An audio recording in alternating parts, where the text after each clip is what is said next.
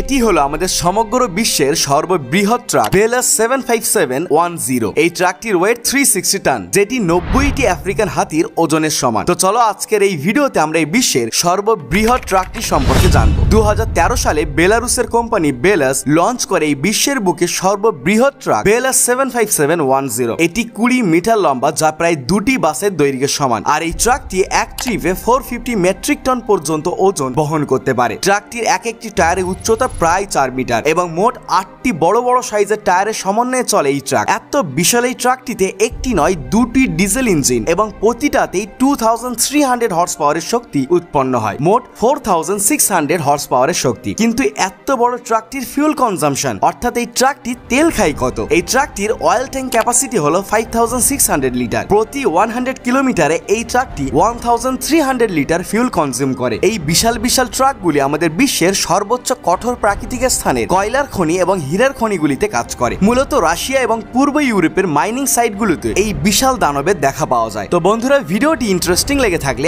এমন ভিডিও আরো দেখতে সাবস্ক্রাইব আওয়ার চ্যানেল।